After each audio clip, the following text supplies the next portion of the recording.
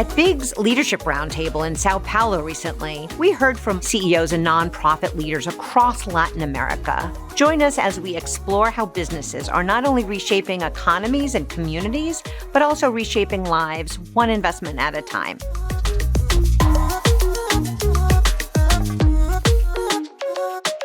Thank you so much for joining us.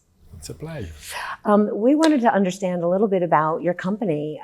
You are helping improve the lives of low-income Brazilians with upgrading their housing. Can you please tell us about your company? It's interesting, but in Brazil and all Latin American countries, when we think about housing, we think that the solution is to build new units, right?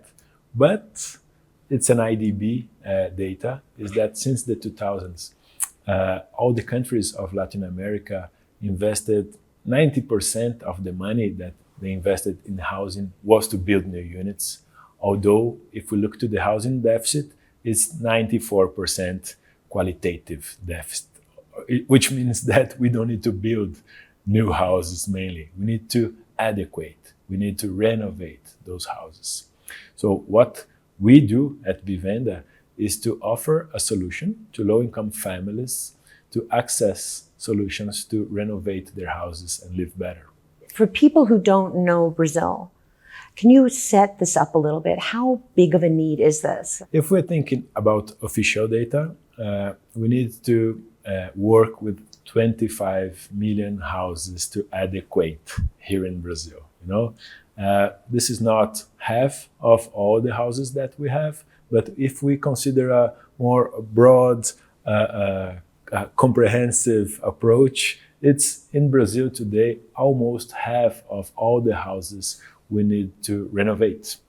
And they are mainly low-income families' houses. Okay, and what do these houses look like? Are they favelas? Are they standalone houses? What does it look like? When we talk about inadequacy, or we are talking about houses that don't have a window, a good roof, maybe they lack of a bathroom, sanitation, and etc. So we have different approaches, but it's those kind of houses that you don't feel 100% good inside. Mm-hmm, mm-hmm. And this seems that it's taking off because I understand you went from one city, Sao Paulo, which is a very big city, and I think you might be in 25 right now?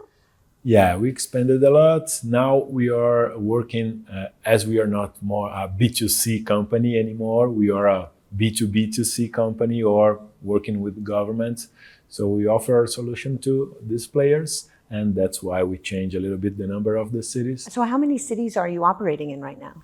Today we are operating in 14 cities in Brazil. Can you give us an idea of which ones they are? Yeah, we have big cities like São Paulo, for example, and we have very small cities like Ouro Preto in Minas Gerais, in different contexts. But the thing is, when we look to housing deficit in Brazil, it's in all the cities. Okay, a lot of demand. So this sounds like a really good cause. Is it a good business? We at Vivenda, when we began, we decided to qualify this market because this is a huge problem. We need to renovate 25 million houses, but it's also, in my point of view, the biggest civil construction market in Brazil. But it's informal, it's inefficient, and etc. So at Vivenda, we aim to develop this market in order to make it more accessible for low-income families. And today, after a couple of years working with this, we can say that in terms of business, our operation is way more financial stable.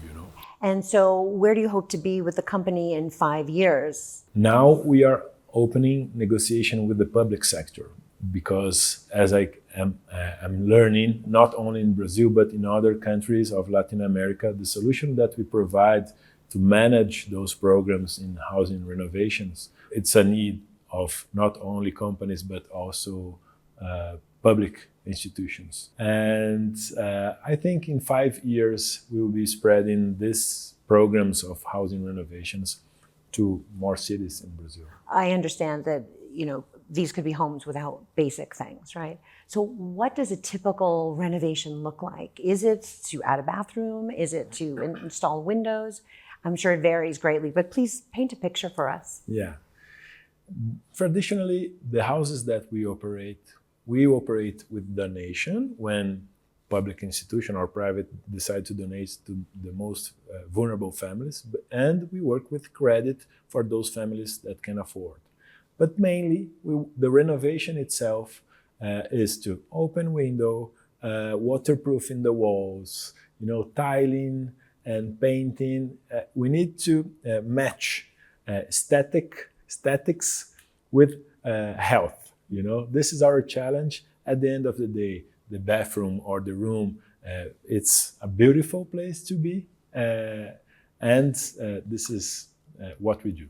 It doesn't sound easy, though, because you may have coding issues. These buildings may have been, I don't know, people may or may not have been doing things themselves. It sounds like it's not very easy all the time. It may be difficult. No, each renovation is a renovation in all the world. If you consider favelas, that is people producing their houses without a pattern, etc., it's even more difficult. But this is our work. Okay, great.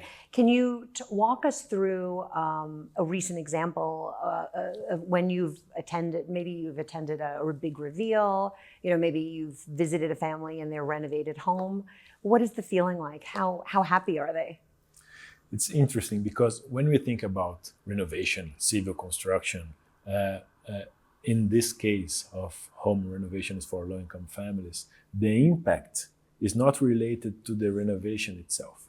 Every time I ask to a client, so what's your life now? What was the impact of your new bathroom? They always say, oh, I stopped fighting with my husband, my kid is studying more, and etc., etc. Nothing related to the renovation itself. The point is, when we renovate an inadequate house, it's kind of a spark of development for all other dimensions of their lives, because the house is the place, is the basis of development.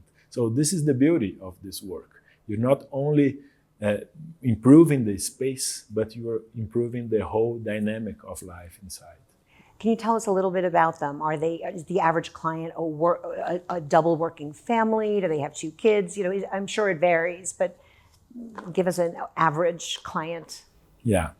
Almost 90% of our clients are women, and most of them are chief of the family. They work, they take care of the kids, and they do everything. So that's why our turnkey solution is a good option, because they don't need to manage the bricklayer, they don't need to buy materials, they need the solution done. And that's what we do. Great. And is there an average cost? Is it like what's the average dollar amount? The average cost is about $1,200. Mm-hmm. Yeah. And today they pay up to 30 installments. Wow. Thank you so much. Anything else you'd like to share about Vivenda? Yeah. We spent about 8 years understanding and developing this market, and we deliver about 5,000 renovation, and now we became a technology company. We are not executing renovations anymore because we understand that using technology is the way that we will scale even more our operation. For example, only in 2024, we with one contract with this city hall, we'll deliver 5,000 renovation. So we are really scaling what we did. And it's only possible because we are not the executors anymore, but we are enabling all the actors of the markets to work in a safety way with us, with our platform.